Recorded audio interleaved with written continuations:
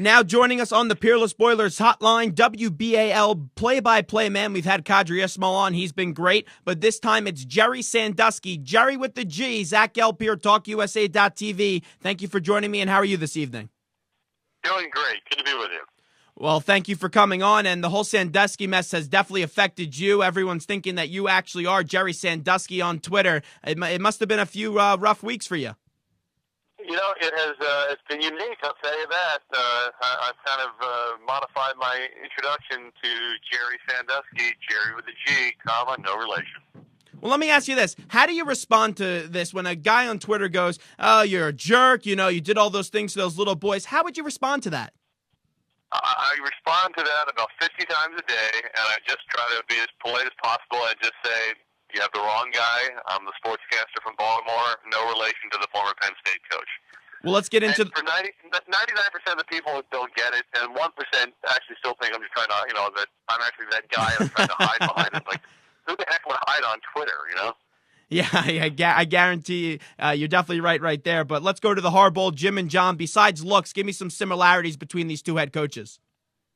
Well, I think all you have to do is look at the way both coaches put together the first team they had. The San Francisco 49ers this year play almost the same style of football that the Baltimore Ravens did in 2008, John Harbaugh's first year. Tremendous defense, great run defense, really strong running game on the offense, and then you're not asking your quarterback to do too much, and his primary target is usually the tight end.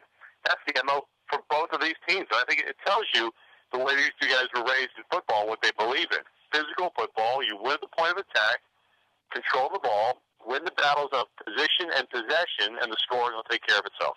We're talking to WBAL's play-by-play man, Gerry Sandusky, for the Baltimore Ravens. And, Gerry, what's the latest on Ray Lewis?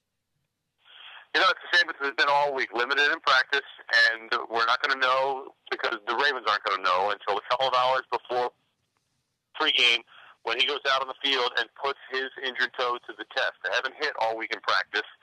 So they haven't wanted to, in case that toe wasn't ready, the Ravens haven't wanted to test it too early.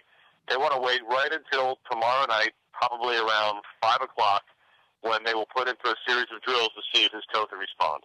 I just had Hokie Geisen on the show, former Saints running back, and now he's the color analyst for the New Orleans Saints, and he said he was very impressed this year with Alex Smith. Break down this 49ers offense versus the Baltimore Ravens defense.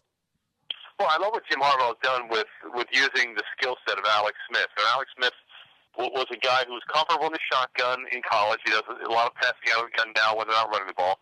And they're using a West Coast offense. So Alex Smith is making quick reads to get the ball out of his hand quickly, and they do a real nice job with their formations and their receivers. I've really been impressed with the way the 49ers go multiple formations. They get receivers in traffic early. They'll use three bunches to the left. They'll use a couple bunches to the right, some creative formations with three backs in the backfield, usually one of them the tight end. And so they're forcing the defense to constantly be thinking, and then they use that tiny bit of hesitancy when the defense is thinking too much and spray the receivers out. They get the ball out of Alex Smith's hands. He's making good reads, and you can see that Jim Harbaugh has really connected with this kid and has kind of brought back the talent level that we haven't seen from Alex Smith since Urban Meyer was his coach in Utah. Well, now let's go back to the San Francisco 49ers defense. They've been very impressive this year against the run. They have not allowed a rushing touchdown this entire season. Does the record product in Ray Rice, does he find a way to squeeze one in this week? I'm not smart enough to be able to predict the future. The fact that the 49ers have gone 11 games now, going back to last year, without giving me a run touchdown, and the fact that if they stop the Ravens from scoring, the 49ers will tie the NFL record for most consecutive games within a season at 11. So, the history says something's got to give here soon.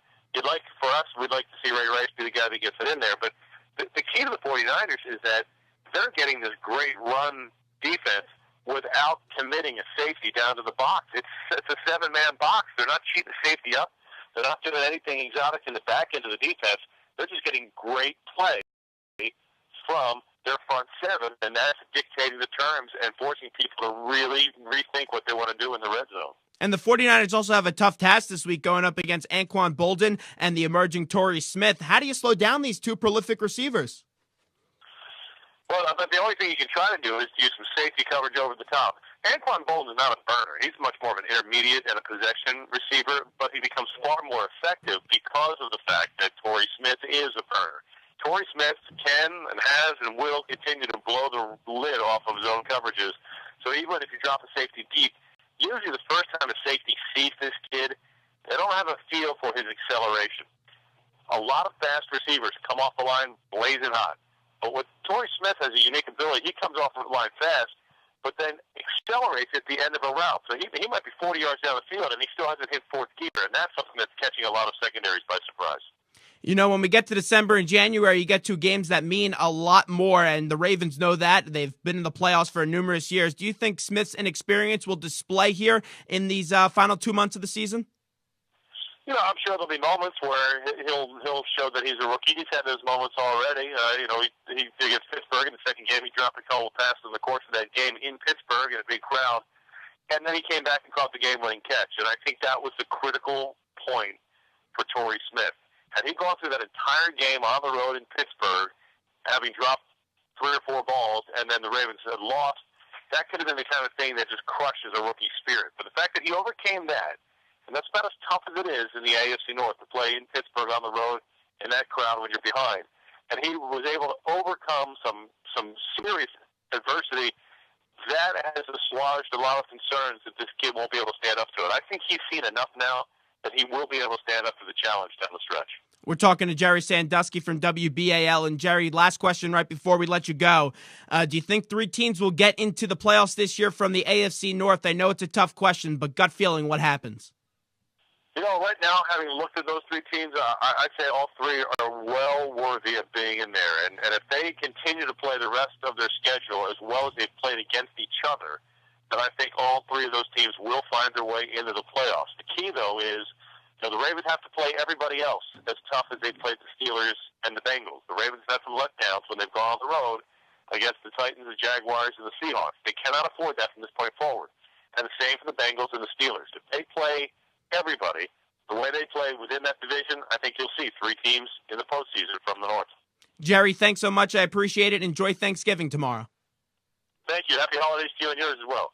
Gerry Sandusky joining us there on the Peerless Boilers Hotline. Peerless builds America's best boilers. We'll take our final break of the evening, and when we get back, it's time for the Peerless Boilers Picks of the Week.